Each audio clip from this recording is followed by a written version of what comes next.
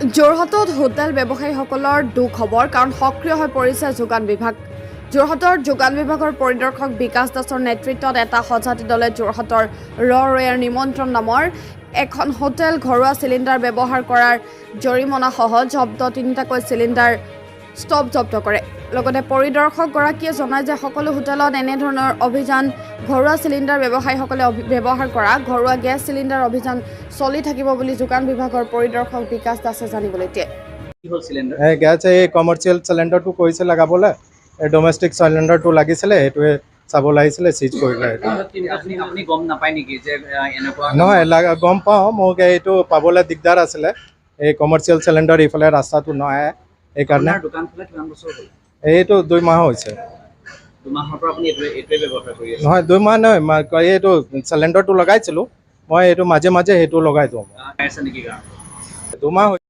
Complain আছিলে যে ৰৰৈয়া নিমন্ত্ৰণ ফাষ্টফুড যিখন হোটেল আছিলে, তাত মানে কমাৰ্চিয়েল পাৰপাছৰ চিলিণ্ডাৰ ইউজ নকৰি পেলাই ডমেষ্টিক চিলিণ্ডাৰ ইউজ কৰি আছিলে। সেই সূত্ৰে আমি আমাৰ গোটেই মই নিজেও আহিছোঁ, প্লাছ মোৰ সহকৰ্মী ইয়াত আছে, আৰু লগতে ৰৰৈয়া থানাৰ পুলিচ প্ৰশাসন আমি লগত লৈছোঁ। লগত লৈ পেলাই আমি দেখা পাওঁ তেওঁ সঁচাকৈ তেওঁৰ যিটো কমপ্লেইন আছিলে সেই কমপ্লেইনত বেছ কৰিয়ে তেওঁৰ ডমেষ্টিক পাৰপাছৰ চিলিণ্ডাৰ তেওঁ কমাৰ্চিয়েলি ইউজ কৰাত আমি থলিতে পাইছোঁ। আৰু পোৱাৰ বিনিময়ত আমি 3টা তেওঁৰ ডমেষ্টিক চিলিণ্ডাৰ চিজ কৰিছোঁ। লগতে নন ISR মাৰ্কৰ যিডাল পাইপ ৰেগুলেটৰ সকলোখিনি আমি চিজ কৰিছোঁ। আমি যিখিনি বিভাগীয় হিচাপে আমি চিজ কৰি তেওঁক কপি দিম, আৰু প্লাছ আমি এই চিলিণ্ডাৰখিনি আমি কনচাৰ্ণ যিটো আমাৰ গেছ এজেঞ্চিৰ পৰা তাত আমি জিম্মা দিম। আৰু আপোনালোকৰ থ্ৰুৱেদি আমি এটা কথা জনাই থওঁ যে এতিয়া আমি এইটো ষ্টাৰ্ট কৰিছোঁ, আৰু ইয়াত পৰৱৰ্তী আমি নেক্সট আমি ষ্টেপ কৰি থাকিম মাজে মাজে। গতিকে আমি যিখিনি কমাৰ্চিয়েল পাৰপাছত য'ত ডমেষ্টিক চিলিণ্ডাৰ ইউজ কৰিছে, আমি সেইখিনি ক্ষেত্ৰত আমি ডিপাৰ্টমেণ্ট খুব সক্ৰিয়, আৰু এতিয়া এই ক্ষেত্ৰত আমি কঠোৰ পদক্ষেপ আমি ব্যৱস্থা হাতত ল'ম।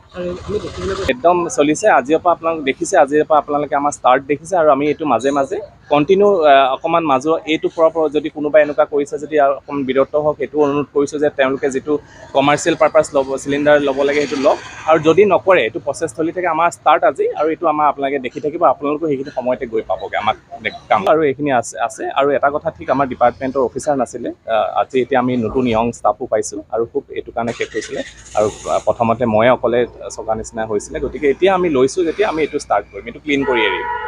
এইখন হোটেলতো তেনেকুৱা এটা আছিলে, গতিকে সেইটো